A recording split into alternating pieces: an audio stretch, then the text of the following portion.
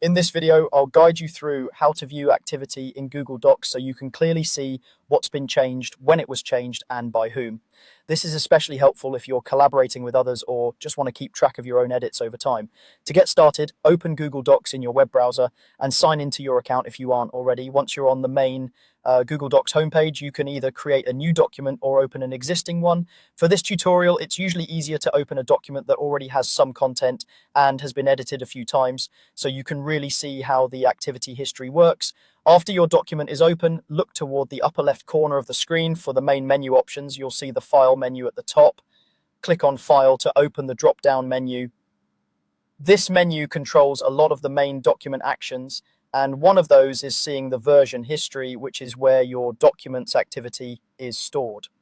In the File menu, move your cursor down until you see the option called Version History. When you hover over it, another menu will appear to the side.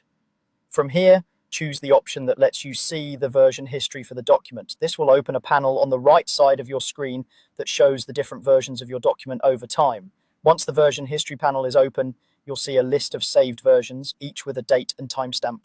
If you're working in a shared document, you'll often see the names of collaborators next to each version as well, showing who made changes during that time frame.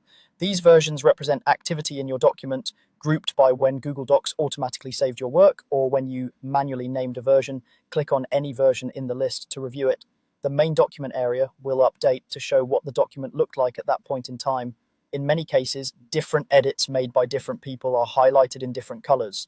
This helps you quickly see what was added, changed, or removed, and which collaborator was responsible for each change. Take a moment to scroll through the document while a version is selected. This lets you review edits and understand how the document has evolved.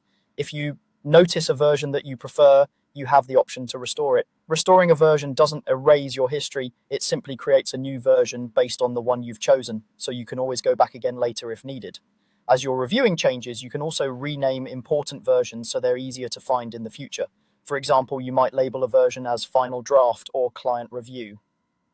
This isn't a new step, but it's a helpful way to keep your activity history organized and meaningful. When you're finished reviewing edits and changes, you can close the version history panel by clicking the arrow or the close icon. Your document will return to its normal editing view and you can continue working as usual. That's all there is to it. By opening your document, going to File, choosing version history, and carefully reviewing the edits and changes, you can quickly understand the full activity history of any Google Doc you're working on.